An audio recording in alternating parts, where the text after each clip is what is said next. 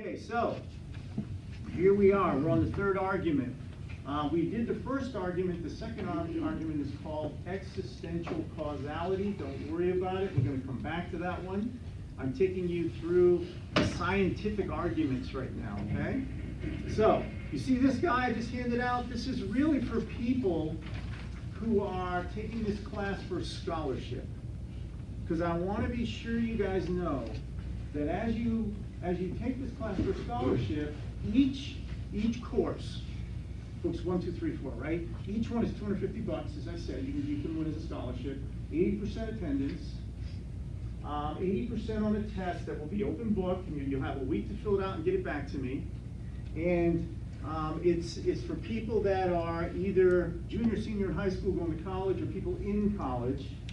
So all you gotta do is show up 80% of the time, and then get an 80% on the test, and $250 is yours towards college. So if there's 4 books, you can get $1,000. Okay? The only other requirement is make sure you get one book per class. You know, there's a big book that people take who are in here, who are, taking the whole course. They got one. We go one at a time when we're going through the scholarship program. Okay? Everybody good? Okay, so what we're in today is we're in book 2, and we're in lesson 10. We're right here. And on here, what I just handed out, I'm telling you now the pages to study, right? And then how many pages there are. So my expectation is, because I'm going to be pulling from the book for your multiple choice test, I'm expecting people are reading, they're keeping up, they're studying, they're not just showing up here, because I'll put some things, it's multiple choice, I'll put some things in there that are not that easy, that you're going to have to find. Okay, so here we go. Design. Again, this class is based on this pyramid, right? This pyramid that we look at that's grounded in the gospel. That was book 1. Now we're up here in book 2 where we're looking at where did I come from, right? We talked about, when we did book 1, the 4 big questions that everybody asks, especially teenagers, especially younger people. Who am I? Where did I come from? Why am I here? And then, how do I know what I believe is true? Okay? And we're going to be looking at, in here, some really cool areas of the mind of the universe. Mathematics, here we go again, right? Oh my gosh, mathematics. We're going to look at mathematics. We're going to talk about the forces in the universe, how it's held together, why it operates the way it does, and then we're going to look at some videos. Okay, here's our 8 arguments. These are all book 2 arguments. Guys, the evidence for the Christian worldview is so overwhelming. It's really hard to understand how anybody, especially people at KU, how anyone cannot acknowledge that it's way more rational to believe the God of the Bible exists than anything else. I'm lost at how people, you have to fight hard to deny it. So as you learn this stuff, you grow closer to Christ, I think, as you see more and more of this, especially the biblical part. So we're looking at design today. Okay, there's nothing that matters more in the Christian worldview than the gospel. Arguing over different topics, who cares? We have to, every one of us, when we did book 1, we talked about this. We have to formulate for ourselves, how are we prepared to share the gospel? Regardless of what the topic is. Homosexuality. Ocasio-Cortez's green law that she's coming up with. Abortion and aborting children even when they're born. All these things, right? When they try to draw you in, people want to talk. As an ambassador for Jesus Christ, in your mind, you're always thinking about, how can I find a way to present the gospel? And let's face it, you know why people want to have these arguments? They're struggling too. They just don't want to admit it. They know they're struggling. We know things about abortion. We know for sure it's a human being. Everybody knows that. People are now still trying to argue things because they want their way. The big argument now is, it's my right, right? So people are struggling with this. So what Jesus Christ would do when you read the Gospels, he doesn't fight with people. He's always finding a way to lead him back, if you notice, to Old Testament evidence. Stuff about the Old Testament. People do this constantly. Right? They try to trap him with, is it right that divorce is okay? Do you remember when the Pharisees and Sadducees did that to him? They said, well, let's think back to what God said in the book of Genesis, And he starts talking about how men and women are meant to be one. But when the Samaritan woman at the well is arguing with him about whether or not you worship on Mount Gerizim or you worship on Mount Moriah. Whether or not it's the Samaritan way or it's the nation of Israel's way of worship. And he finds a way to turn it around to her sin. He finds a way to say, why don't you go get your husband? Right? And she, what does she do? Do you remember what she does? She doesn't have a... Can you imagine that? Now, she's honest and says that. And then what does he do? Do you remember what he says? You're right. He says, I know. Right? And then what does he say? You've had 4 or 5 of them. Can you imagine saying that to someone? Yeah, and you sleep around all the time, and you've been with a bunch of different men. What if he just turned the conversation on? He's unbelievable. So, do you remember how she answered it? Did she go, screw you, buddy, I'm going to go talk to somebody else? No. Say, surely you are the Messiah? You must be a prophet! Right? Who says something like that? And yeah, by the way, the thing that you're doing in your life, this is kind of how you've been living. So when she does that, what does that mean? It means that the Lord's working in her life and she's willing to be honest. Guess who the people are that respond to the gospel? They're the ones, when God shines a light on their life, they come to the light. When Christ, everybody knows John 3:16, when you read what comes right after that, this is pretty telling. Jesus then goes into a little discussion and he says, God didn't send his son into the world to condemn it, but that the world through him might be saved. Right? He just said John 3:16. Now he says, hey, I'm not here to condemn anybody. I'm here as a savior. But then he explains why people are condemned. And it's not because of what he's saying. He's not telling them they're condemned. Here's what he says. He who believes in him, the Son, isn't condemned, but he who doesn't believe is condemned already in advance. They're not condemned because they reject Christ. They're condemned already. And you know why? He says, because here's the condemnation. Lights come into the world, but men love darkness more than light. Because they love darkness because if they were in the light, their deeds would be exposed. Everyone practicing evil hates the light, and they won't come to the light because their deeds will be shown off. What did the Samaritan woman do? Jesus Christ shines a light into her life. You've had multiple men. She has a choice. She can run from the light and hide in the darkness because she knows she's doing evil things, or she can come to the light because her deeds are now exposed, and let the light purify her. Let the light work on her life. And so it says, he who does the truth comes to the light, that their deeds may be clearly seen. I'll tell you what, this whole thing on apologetics, it's the gospel. It's all about talking to people and not who has a better argument for origins. It's about, as you're talking to someone, getting them to understand who they really are and see it for themselves.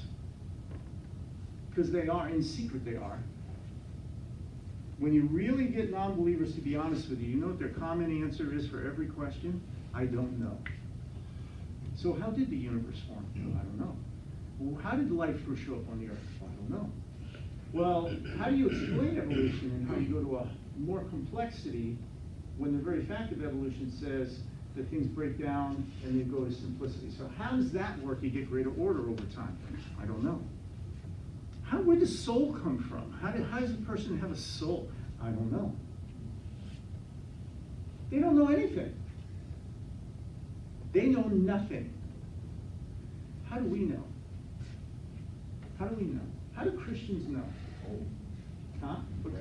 Okay, so anybody can read it and they should know. So anybody should pick up the Bible, read it, and go, oh, son of a gun, now I get it. How do they know? Nature. Nature. Okay, so anybody should be Christian then. They just look at nature and go, no, now I get it. Jesus is God. Is that how it works? But Emma. It's when they open their mind up and put themselves out first. I'll tell you about, I'm the only Christian in my family, right? My mom thinks I'm a cult. Listen to what Paul says.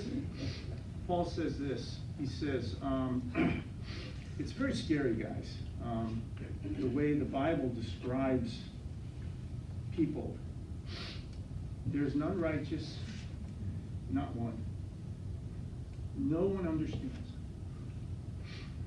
There's none who seek after God. Nobody. Just let that sink in for a minute. Nobody wakes up in the morning who's a non-believer and says, you know what I'm going to do today? I'm going to go look for God, and I'm going to find Jesus. We just don't do it. We have no clue what's going on. It's embarrassing sometimes when we're honest about our Christianity. There's only one reason we know. That's because He opened our eyes. That's it. Otherwise, we'd have no clue. You have some of the most brilliant people in the world that are PhD, Nobel Prize laureates in science who are sitting there saying the universe makes no sense. It's like, what are you talking about? We have fine-tuning, we have design. How can you miss this stuff? Because God has to open a person's eyes, or else they never get it. They're never going to get it.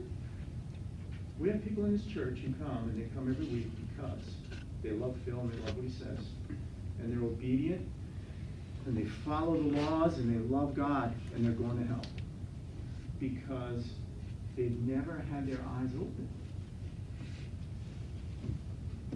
It's a scary thought. I look at myself and I go, how the heck did God decide He wanted to open my eyes? I don't get it.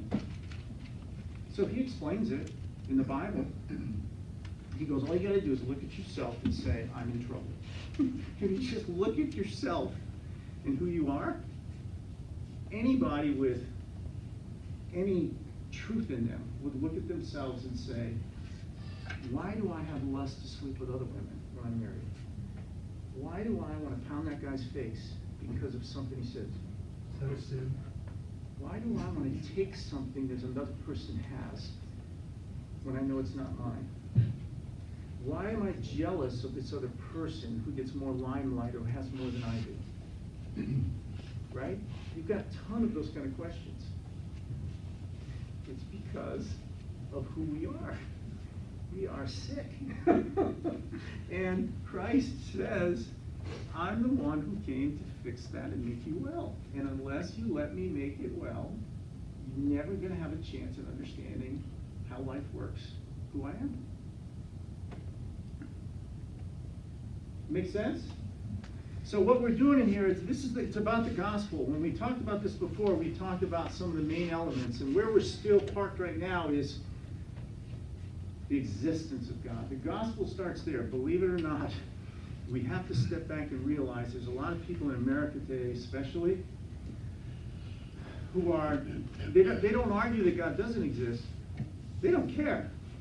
They're not even thinking about it, right? And so to be able to point them to the fact of, do you even believe there is a God, is actually a lot more profound than you realize. Most people carry on their life today oblivious. We don't have this huge population of atheists in this country. I don't think atheists are a problem at all. We have apathy of people who could care less. It's irrelevant. Life is good. I'm not worried about it. Make sense? Okay. So here we're talking about the different steps as we go through this idea of science and creation. We talked about the last 2 weeks, we got into the origin of the universe. So we got into depth on those things that scare everybody, right? But these are things taught in schools. And I said, because it's taught in schools, you now have more knowledge than your teachers, because the reality is these things all point to a transcendent God. Design of the universe is really interesting. We're going to get into that today. Then we're going to look at the animal kingdom. And then we're going to look at biochemistry. Because the point is, as you learn that the universe was created, and you learn the evidence that it was designed by something or someone, and that every life form was, you become more passionate to know who that person is, who created and designed the universe. And it's Christ. It's him. He's the one.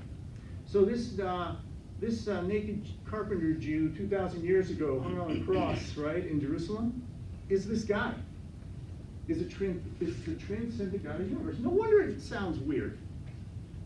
Well, who created the universe? God. Who's God? Well, you remember that carpenter guy, you know, who didn't really have a dad. He was called a bastard by the Pharisees, and you know, he wandered around in Bronze Age Palestine, teaching everything. Yeah, that's God. It doesn't sound right, does it? That's because we think we're so smart in this country.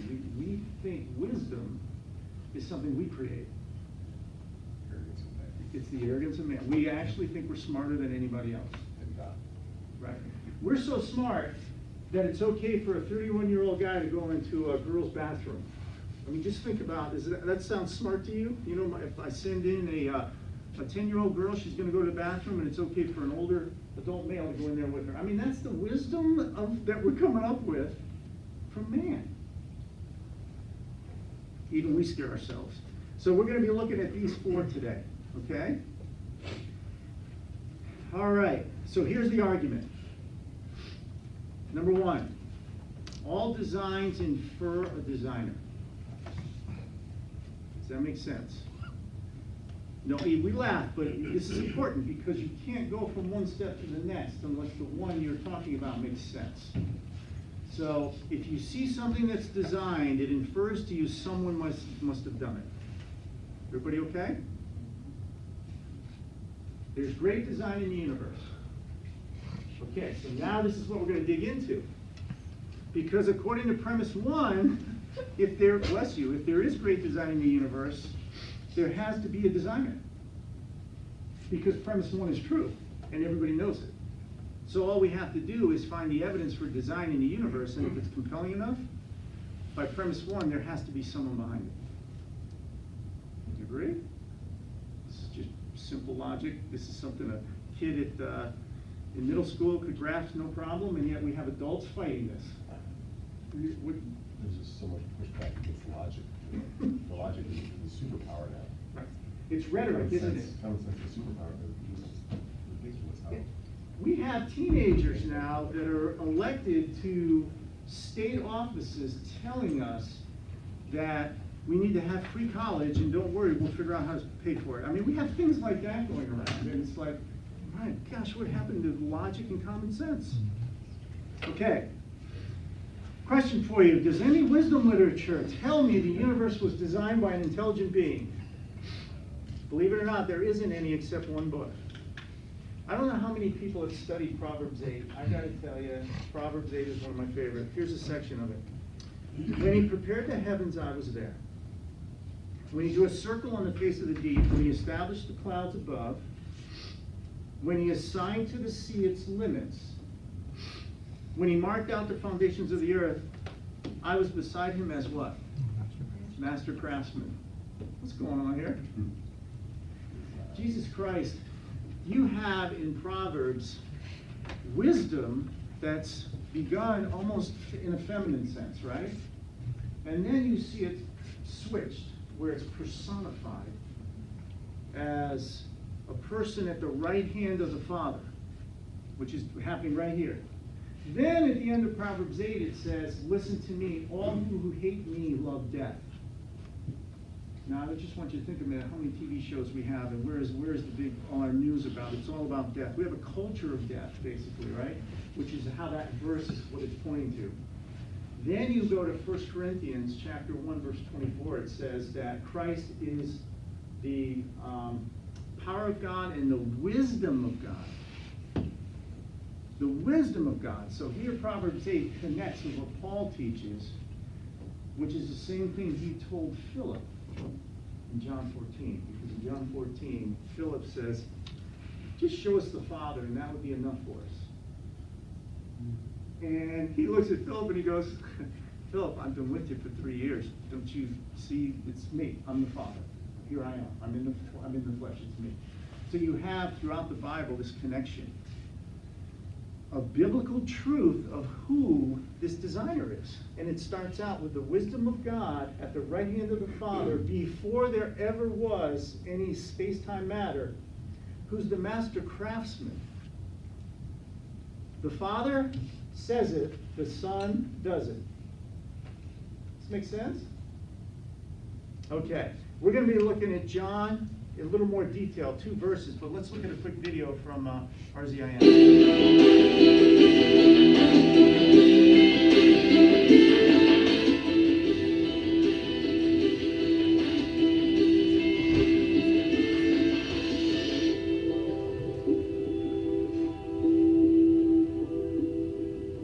The design argument for God's existence argues that there is an implicit and explicit design, order, purpose in creation that points to a creator, a purposer, a designer. You can't help but look at the existence of life on this earth and how strong the odds are, millions and millions to one, that everything aligned just perfectly. Scientists are telling us today that life in this universe is balanced on a knife's edge. There are about about 50 constants of nature, and if they were changed to the slightest degree imaginable, life would not be possible. And they are independent of each other, all these constants. And for them to have been put together, for them to have come together to allow life, seems to cry out for intelligence, for intelligence behind the whole process. How far the Earth is from the sun, it seems to be just the perfect distance. How far is the moon from the Earth? It seems to be just the perfect distance for life to begin existing. Where exactly are we in our galaxy? Our galaxy is the Milky Way. We happen to find ourselves in just the right place for just the right amount of radiation to allow life to exist. Where are we in our solar system? It turns out we're being shielded by an asteroid belt, something we would need in order for life to exist. Gravity has a wide range of constants where it could have been. It could have been one way, it could have been an entirely different way. And in fact, if we took the entire range of constants where gravity could have been set, and we turned that range into a ruler that expands the length of the universe, and we divide that up in 1-inch increments. So we're talking about a ruler, the length of the universe at 1-inch increments. Gravity is exactly where it needs to be in order for life to exist. If it were 1 inch one way, everything would explode. If it were 1 inch the other way, everything would implode. We're talking about gravity could have been anywhere on that ruler, this cosmic ruler. And so we have to conclude the best explanation, again, is that mind, which we have good reason to believe through the intelligent design argument, is tampering with this dial in order for life to exist. I think the beauty of art, the beauty of, say, the Grand Canyon of the Swiss mountains, or the intricacies of nature, including the way that everything holds together to sustain and validate life or sustain life, are so complex that, to me, I just cannot accept that could be purely random chance and necessity. That takes more faith in my mind than to believe that there's a cosmic intelligence with goodness, power, and grace who designed something in which people made in his image could live. What the intelligent design movement is saying is that we can identify messages in the world around us. We have the ability to say, okay, this message right here has come from an intelligent mind. And we take what we've learned, we apply it to the world around us, and we say, wow, this world is the product of a mind. This isn't smuggling theism through the back door. This is just a fact. If we can determine that a mind is involved, and we see that a mind is involved in the universe around us, that's the conclusion. And we should take our conclusions and run with them, not try to predetermine what our conclusions should be. That's bad science. Does that make sense? This is what several of us in this room love about studying the Bible and how to communicate the gospel in today's culture. because it just makes so much sense. It's so rational, it's hard to deny. I'm gonna ask you guys to do me a favor, because I don't see anybody in here doing attendance, right? That person probably isn't here. If your name isn't on here, this is something I kept because I wanted to put you guys all together in an email distribution whenever I wanted to send something out. Some of you are already on here. If you're not, would you add your name and address, and then today, was it 210? Just put 210 on the right-hand side, just so I can tell, make sure some of you who's here, okay? Okay, so we've talked about this one.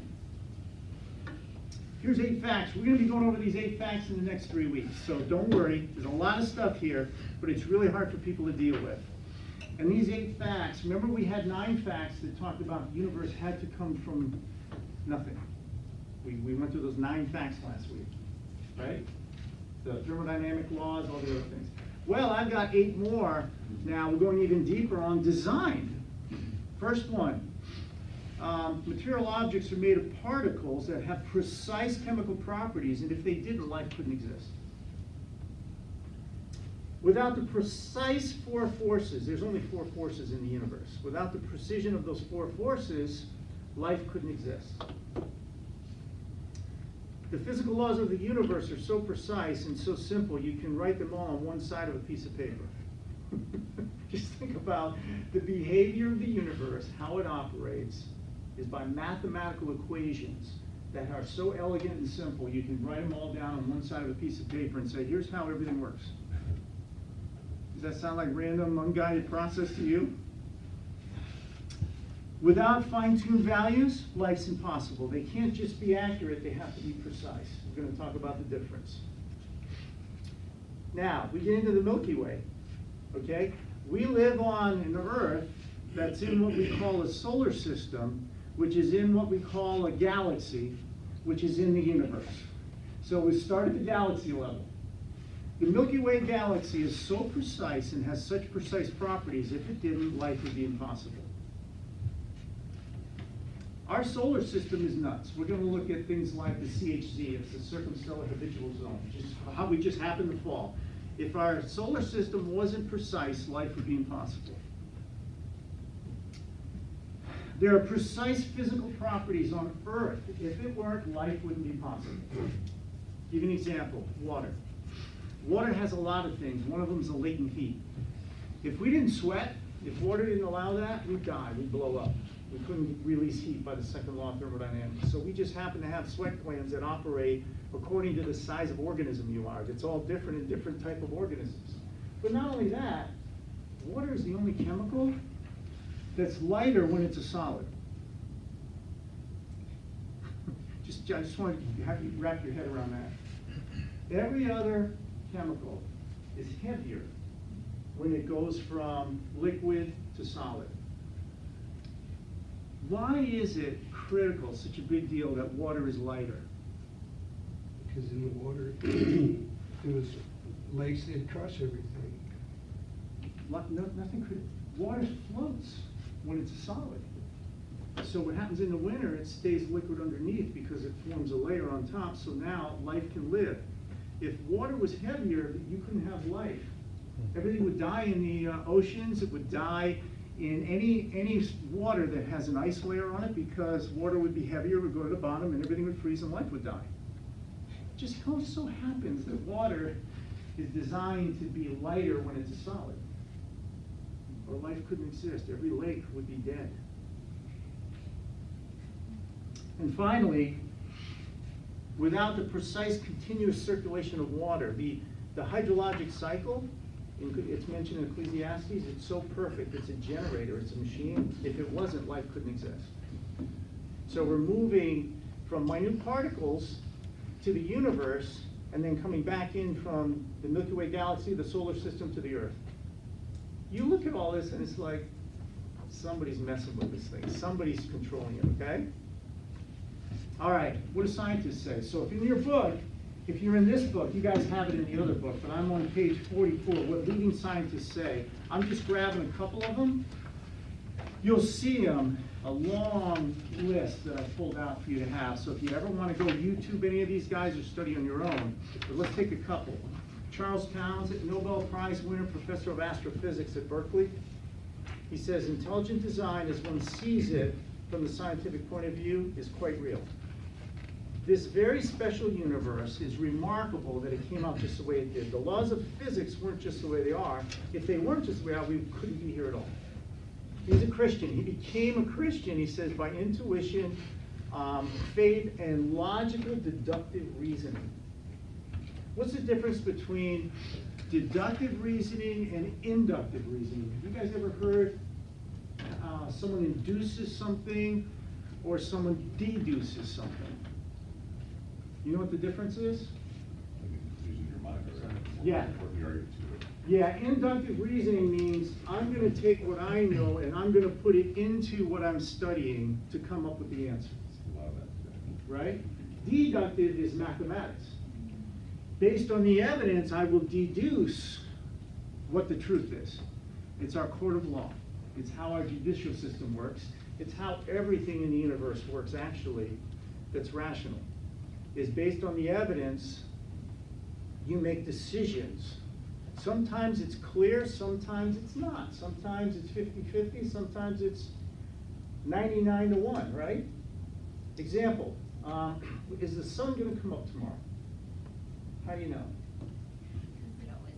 Ah, deductively, I say, you know, I'm a certain years old, you know, and for all the days I've been alive, the sun keeps coming up. So even though there's a chance it won't, my deductive reasoning says, based on the evidence, that I should get ready in the morning for work, because probably the sun's gonna come up, right? Then you look at some of the arguments going on right now in our culture, especially in politics. You know, we want to call people trying to get in our country illegal if they don't follow the process, versus people should be allowed in without following the process. And there's clear evidence. We have laws and regulations, but over here you have subjective, inductive reasoning. This isn't fair. Everyone should be allowed in. You start seeing people no longer using deductive logic. They're using subjective, inductive thinking. And we do that with theology all the time. We make decisions based on what makes most sense to us. I get in trouble all the time because I ask people on a scale of 1 to 10, let's try it in this class. Scale of 1 to 10, 10 being the most certain. How certain are you that God exists? Give me a number. Ken, what would you say? Give me a number, Ken. How certain are you God exists? 1 to 10. 10. 10, he's 100% certain. Anybody else? Huh? 10. Wow, 10. Anybody else? I'm probably about an 8.5 to a 9. Okay. I'm certain, it's Nathaniel, right? I'm certain Nathaniel's in this class. How can I be a 10 that Nathaniel's here? I'm an eyewitness, he's here. Have you guys ever seen God? Has he ever sat with you? I've seen his love. Seen his love. How do you know that love means God exists? Okay. So he knows without seeing, without being an eyewitness. Right? So when I say a 10, I'm thinking intellectual, fact-based, 100% certainty. When you're a juror in the court of law on a case, if you use that to convict someone, the people you're with on a jury will give you a hard time.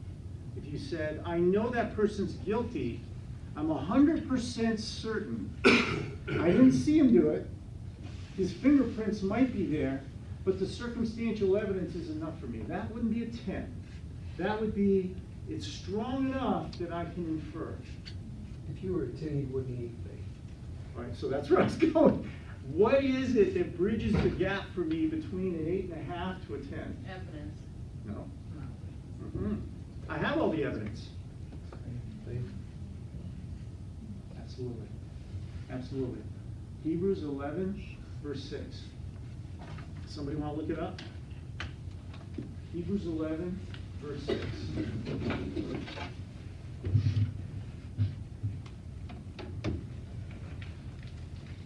What does it say?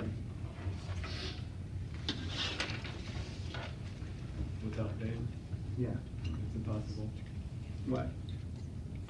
Please God. You realize that without faith, then it says, he who comes to God must believe that he is. It's faith, and faith isn't something we do that God then owes us for. Okay? You don't even manufacture your own faith. Faith is a gift that God gives you so you can appropriate. He allows you then to have that channel where now you can know him. It's crazy. So it's actually faith that makes me a 10, not evidence at all. Well, doesn't he say that doesn't nature in itself prove that I exist? Yeah, does it say that? Does it say nature proves it? Since the beginning of creation. You're without excuse. Yeah, invisible.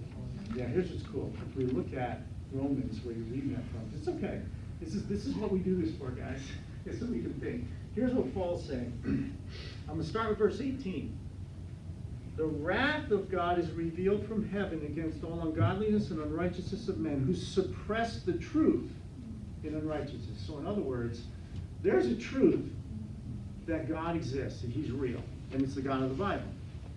Then he says, because what may be known of God is manifest in them, for he showed it to them. For since the creation of the world, here's the key, his invisible attributes are clearly seen. Not him, his attributes. Being understood by the things that are made, even his eternal power and Godhead, so they're without excuse. So, if you remember in Exodus 33, where Moses said, please show me your glory, right? The Father says, well, you can't see me, because if you see me, you're dead. So what he does is, God goes, okay, I got a great idea. I'm going to take you and hide you in the cleft of the rock. I'm going to put you in the rock. And then I'm going to pass by you, and you won't be able to see my face, but you're going to catch my back as I go by. What just happened? Who's the rock?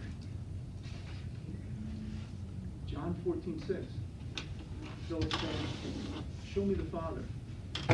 Jesus is saying, I'm the rock from Exodus 33. Everything you want to know about the Father is in me. I am the Father. Does this make sense? And you see it in let me think. 2 Corinthians, I love this part. 2 Corinthians chapter 5, verse 19, listen to this.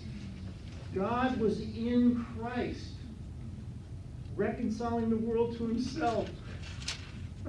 God the Father is in the Son, while the Son is physically walking around preaching the kingdom to reconcile us to him, which is what we're saying here in Exodus 33. The Son hadn't shown up yet. You got to hide in the rock to be able to know the Father. And then you see in John where they lived with him for 3 years and they still didn't get it. Right? So when I say a scale of 1 to 10, the reason I do that is so we don't make a mistake of thinking we're so smart and we have everything, and so now when we talk to non-believers, we can say, I'm absolutely certain. We're not. We're not absolutely certain. When will we be? When are we going to be absolutely certain? Here's the beauty. You're going to love this guy. Maybe it's just me. I just get so wound up over this. This is so exciting. In 1 Corinthians chapter 13. Right? In 1 Corinthians chapter 13, after Paul talks about what real love is, here's what he says. When I was a child, I spoke as a child, I understood as a child, and I thought as a child. But when I became a man, I put away childish things. So he starts off by saying, okay, remember when you were a child, you kind of didn't get the full picture, understand? But when you grew up, you no longer lived as a child anymore. Now you thought more deeply, right? Now look at this next verse. For now we see dimly as in a mirror. So he's relating childhood to how you see as a human being on this earth. But then, face to face. then face to face. Now we know in part, but then we shall know how? Fully.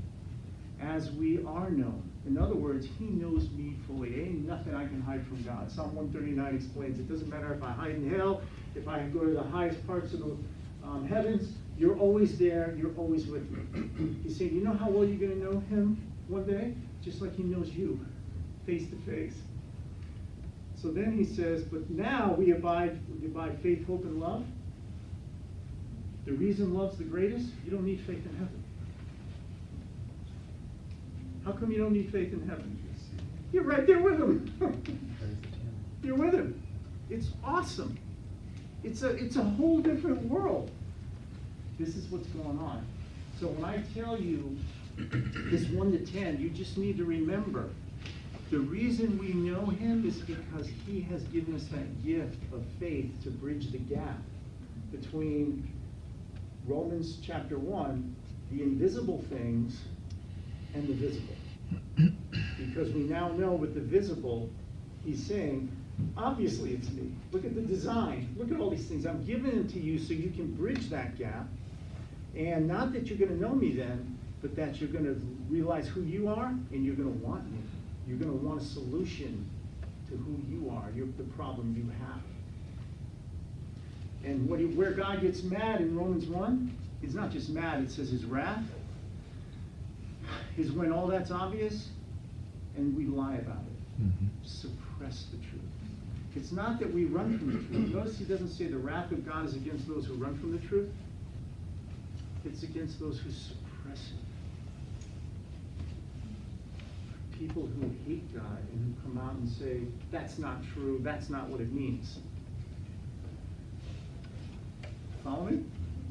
Okay, so this is Charles Towns. Alan Sandage passed away in 2010, probably the greatest astronomer who ever lived. He went from skeptic to a born-again Christian just by studying the universe and then looking at Jesus Christ.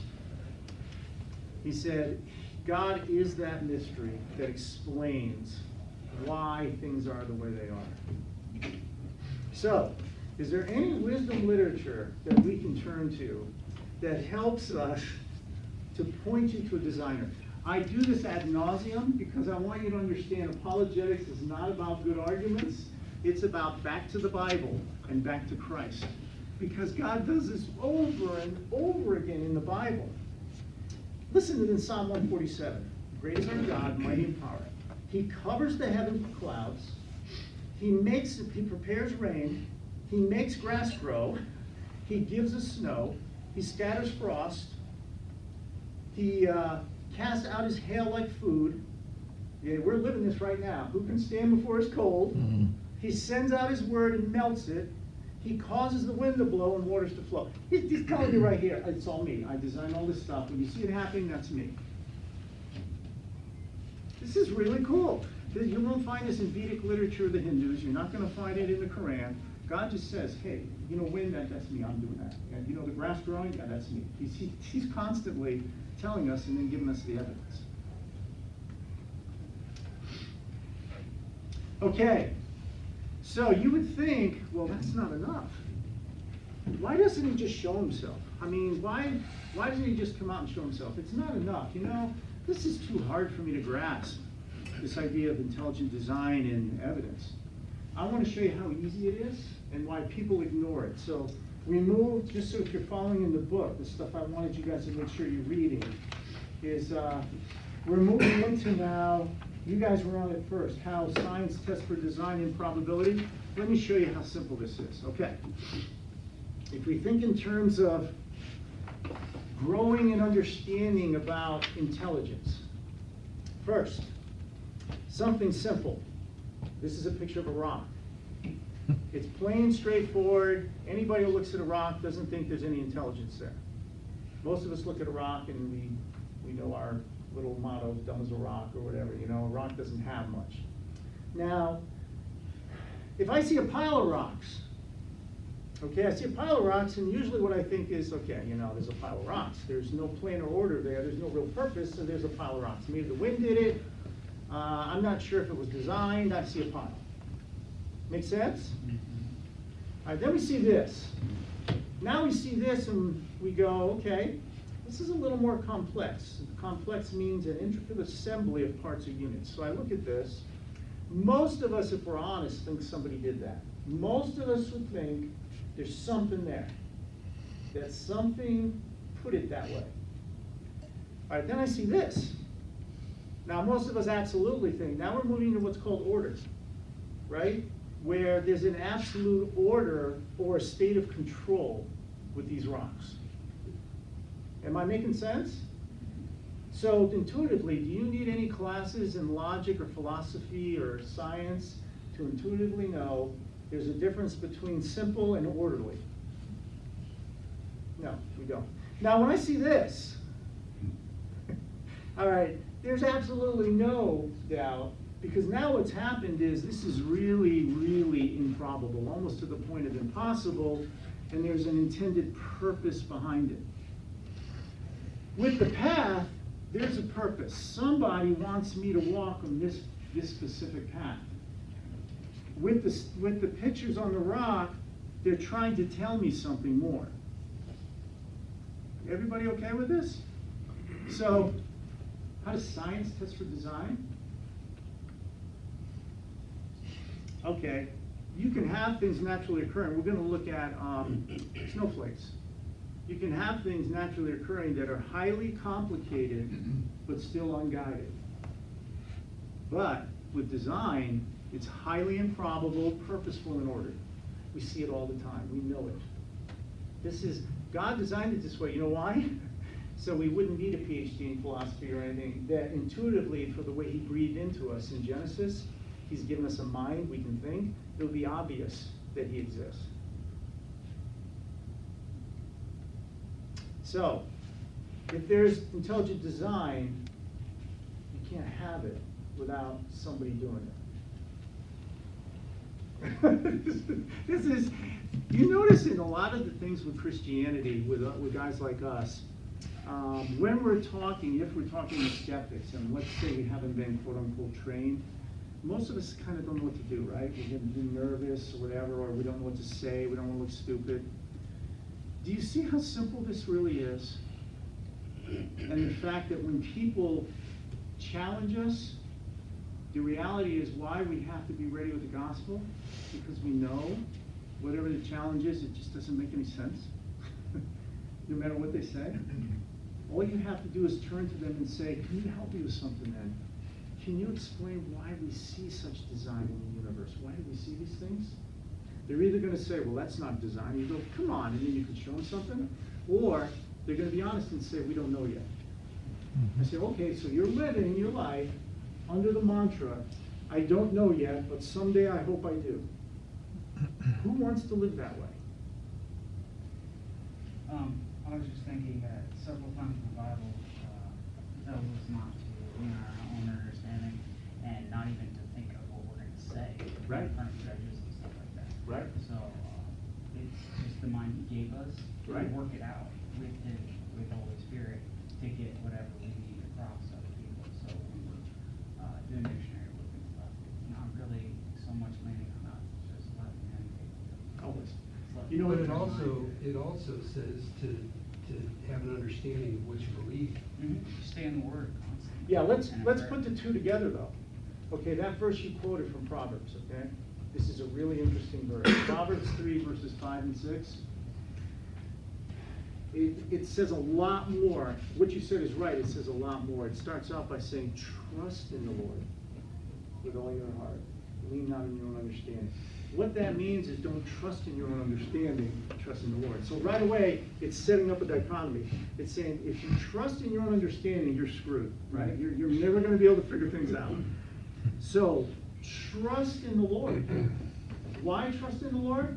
This is what we're doing in this class. We're saying because he's worthy of it. When you study him, trusting in Vishnu, he's not worthy. Trusting in any Hindu god doesn't make sense because there's nothing behind it.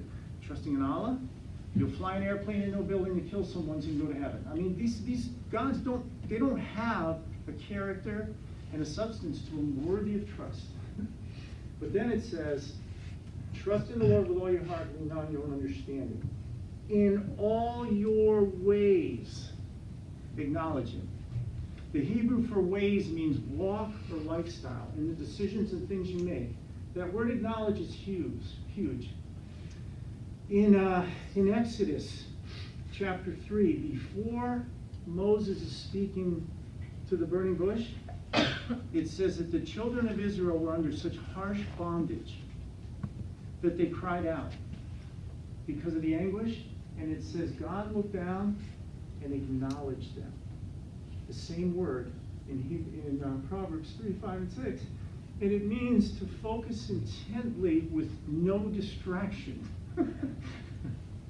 So God, when he hears the cries of a group of people that didn't know him yet, stops everything and focuses intently 100% on this puny little slavery nation under bondage in Egypt. Which is what Proverbs 3, 5, and 6 is saying. If you really want to know him in all your ways, focus intently with everything you have on who he is, and he will direct your paths. But even as Christians, do we do that? No, we're all over the place, right? We've got all these other worries and everything. And he's trying to get us to think differently. Does that make sense? That's what's going on. When we do that, you know what happens? Matthew 5:16. Let your light so shine among men that he may see your good works and glorify. They may see your good works and glorify your Father in heaven. The light isn't you. It's not you. The light is him.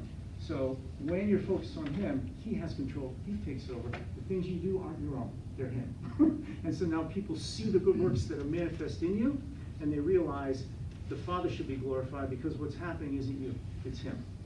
It's the same thing as Proverbs 3, 5, and 6. It's beautiful. This is what apologetics is again. It's back to Christ-centered lifestyle, and the evidence points to it.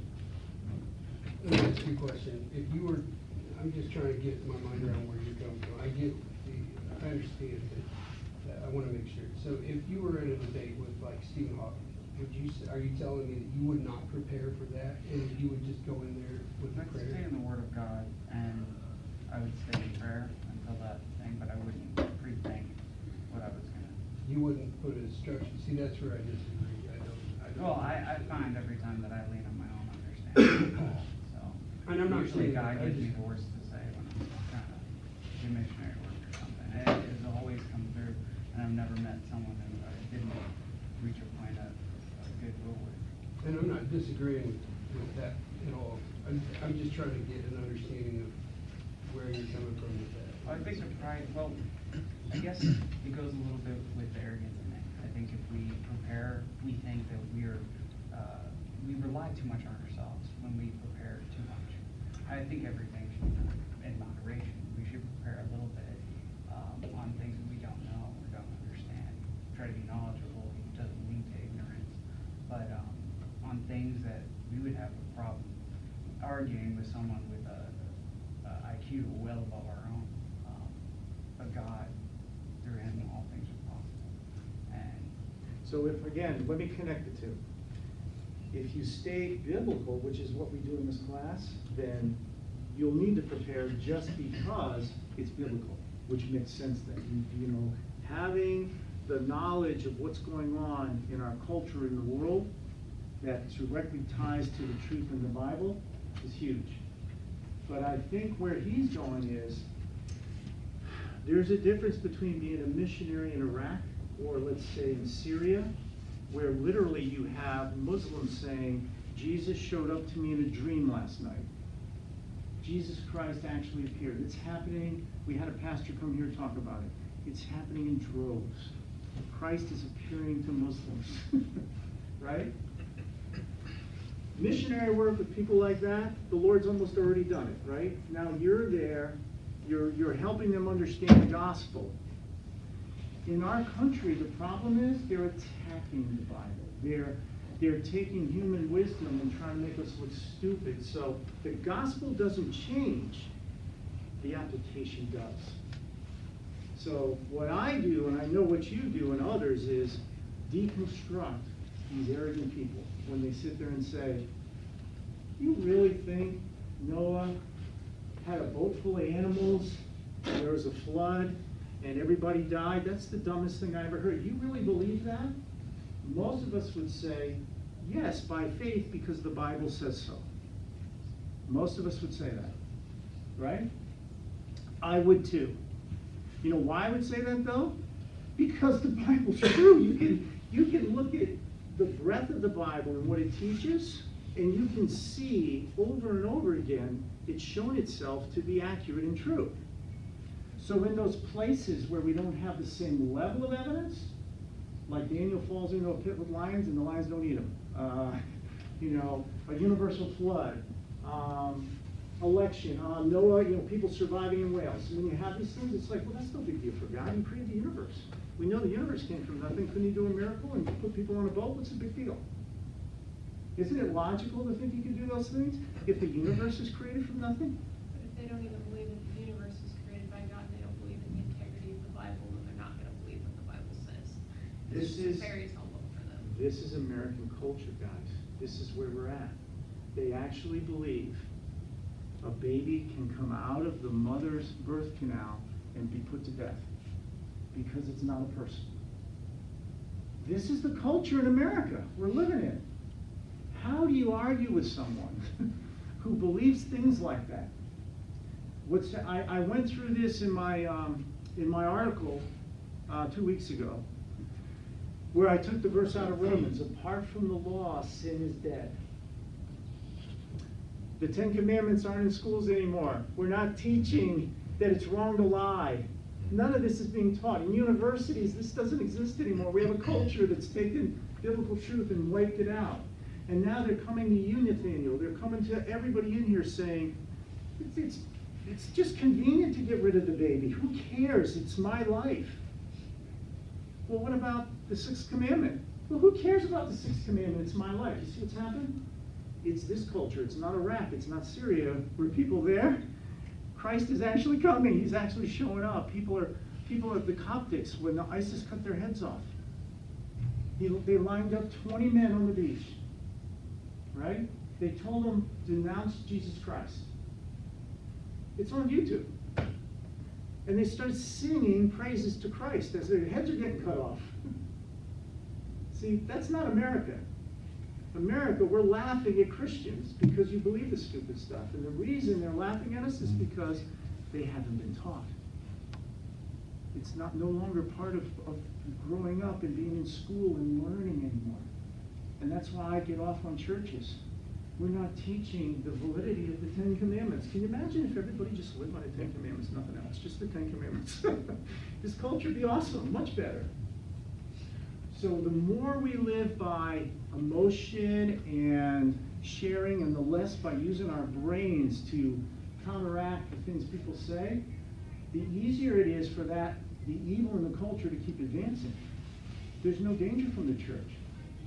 Well, Christians won't call sin, sin. They won't.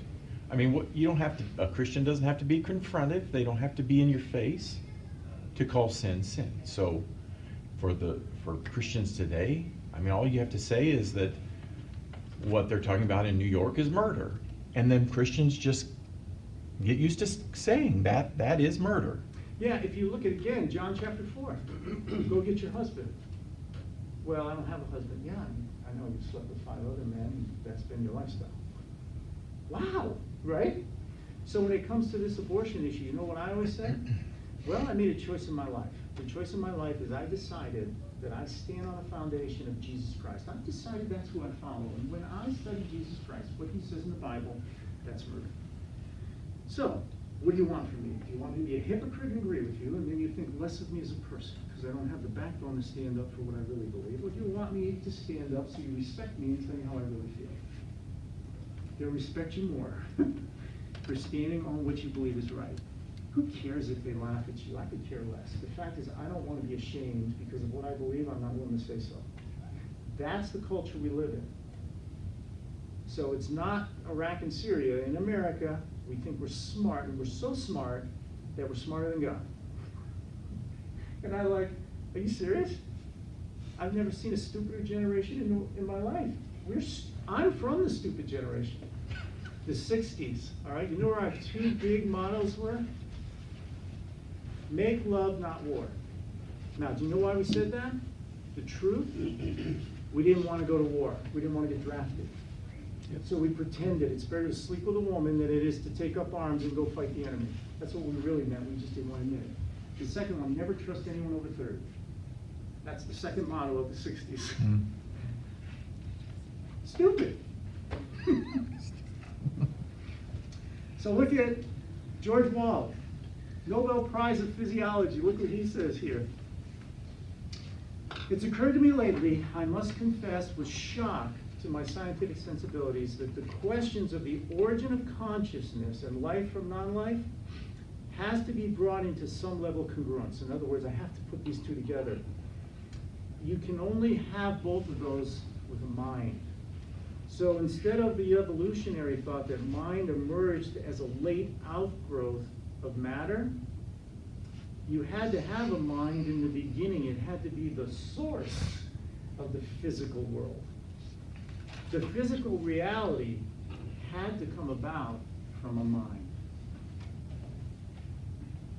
This is a agnostic atheist, being honest. When they asked him who he thought the mind was, he said aliens. Again, the stupidity of the generation, right? Does any wisdom literature tell me the universe was designed by a mind? This is important. Can we go to any source and find that the universe was designed by a mind? It's the very first verse in the book of John. Logos, the Greek word, is eternal mind or reasoning center. It's talking about, John is talking about the logos of Psalm 33 and the logos of the Stoics and Mystics. So this is lesson 2.2, the created mind of the universe. This is what he's talking about. Okay? I'm skipping some videos because, again, our class time, it's more fun for us to talk than to show videos. And we just don't have enough time. I wish we had more time. These videos are all on my YouTube, on my website, under the lessons, so you can watch them. John Lennox does a great job with this one, explaining it. But John hits you right in the face here with the fact that there's a mind to the universe. Okay, intelligent design, precision and accuracy.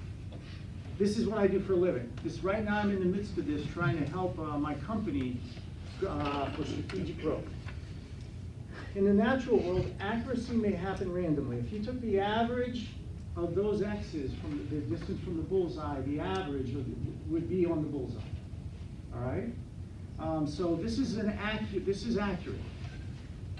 The issue is it's not precise. So you can have precision, but if you don't have accuracy, most of us would look at that and say, I don't believe precision can happen in an unguided process, but maybe. Now, when you see this, when you see in the world that you have both accuracy and precision, you know something is behind it, no matter what it is. This morning, when you come into the class, if the table is always exactly in the right place right here, you intuitively think someone put it there. If the table's moved around in different positions, you don't think it's guided. You think, every week somebody's moving it around. You don't even think about it, right? So when you find accuracy over and over again in anything.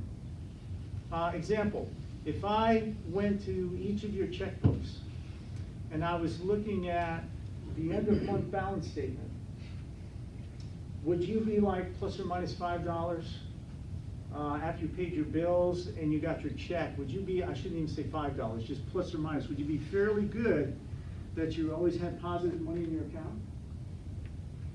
Most of you? All right, so how do you think teenagers do, or college kids, right? You laugh, right? Because there's going to be a lot more randomness. If I open a checkbook and I see that it's always pretty precise around being positive, do I think that happened randomly, or did I think there was a designer behind it to get it there? Everybody intuitively knows There's someone or something that kept it at that level, right? When you see this in the universe, minute accuracy around any variable, anything you're measuring, but even worse than that, when you see precise around a target.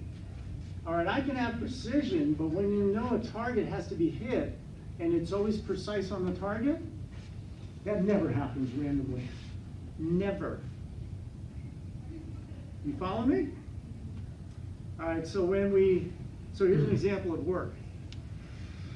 So we have a really big deal of billing cycle time for the company I work for, where it's really critical that bills are gotten to the client at the right time, because in our contract, if they get a clean, accurate bill within 15 days of the work being accomplished, they'll pay it right away. They'll pay it within usually 15 days back.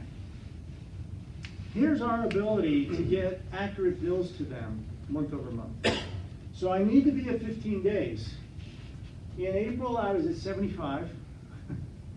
August, I was as bad as almost 85. Wow, I made some improvement. I got down to 30, but boom, I'm climbing back up, and here's June, and I'm up at 60. What does that tell you right away? What does that tell you about the process of having bills within 15 days in front of the client? It's pretty random, and we're not very good at it, right? This problem right here costs about $5-6 million a year to the company, because it's called working capital, where every dollar you don't have on time, you're not earning interest off it, so it's just hanging out there. If you can get it precise and flowing, you make a lot of money. This happens. What happened? What do you think happened? Black and Veatch showed up. Huh? Black and Veatch showed up. Yeah, thank goodness for random processes, right? Something unguided happened, and what the CEO said in Black and Veatch is, guys, if we just wait long enough, things will iron itself out, and we'll be at 15 days, so don't worry about it. No. What happened was, now we precisely hit the target because something had to get involved, or someone, behind the scenes to get this result. Everybody knows it. True? Again, when it's unguided, it's off target, random, with a lot of variation. When it's designed, it's on target, precise, and ordered. Right? How does a non-believer argue with this? When you see the universe, when you see these things, we're going to get into this next week. You can start at the smallest level at protons and neutrons and go all the way up to the universe, and you're going to find all these different variables, tightly controlled. It's insane. Fred Hoyle, who was an atheist, became a deist, an agnostic. He was really believed in a natural God. When he saw this, he said, it's deliberate. You can't have all this unless somebody is deliberately doing this. Even to the point of a transcendent agent. Okay, mathematics. It comes from a Greek word that means knowledge or learning. And it's about what we talked about, deductive reasoning. Right? It's looking at evidence to deduce what you're being told, and it's actually based on equations. Unguided process never has an equation. I can never say, if I put this in, I'll get this. An unguided process says, when I put this in, who knows what happens, right? The universe, remember I said on one sheet of paper, I just threw out a few for you, that define how everything behaves. It started out with counting and measuring stuff, and culminating now with the classes all the teenagers hate, right? Shape studies, geometry and trig, how things behave, algebra and calculus, right? This is deductive reasoning that people have used by observing the universe.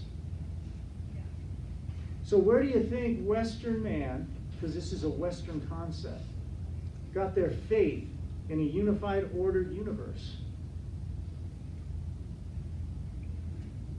All of the founding scientists, if you go back and look at the list in the book, they're Christian. When they studied the Bible, Kepler was my favorite. He actually said, wow, we're going to look at this verse real quick as we end today.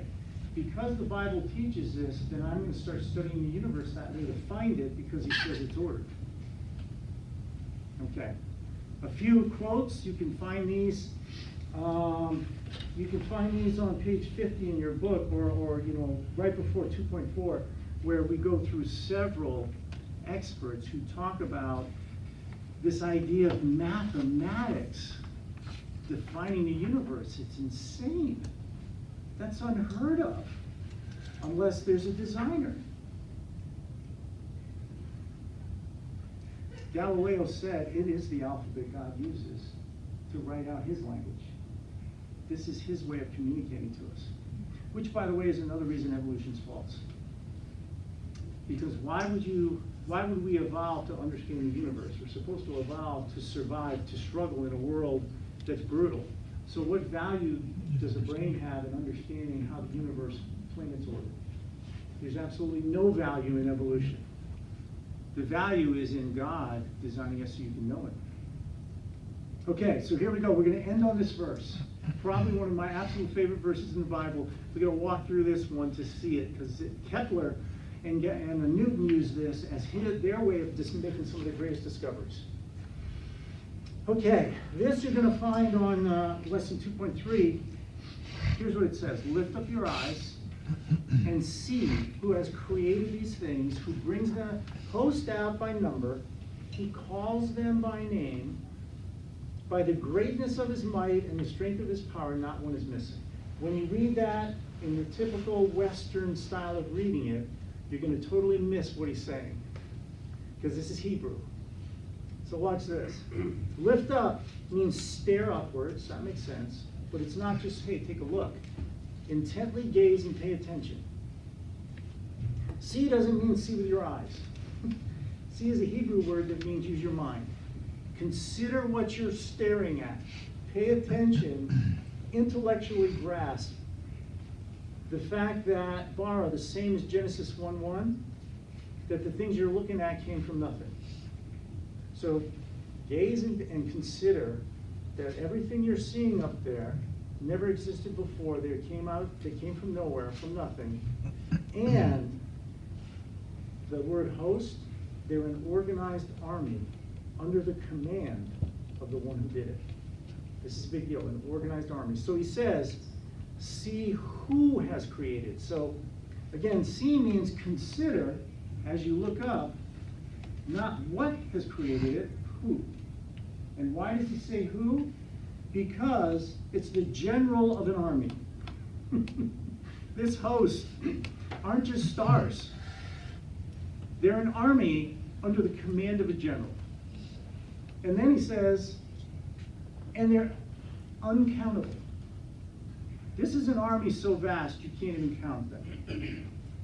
And then he says, he calls them. So this who created them to be organized in the way they operate, addresses them publicly. These are special to God, this creation. All right?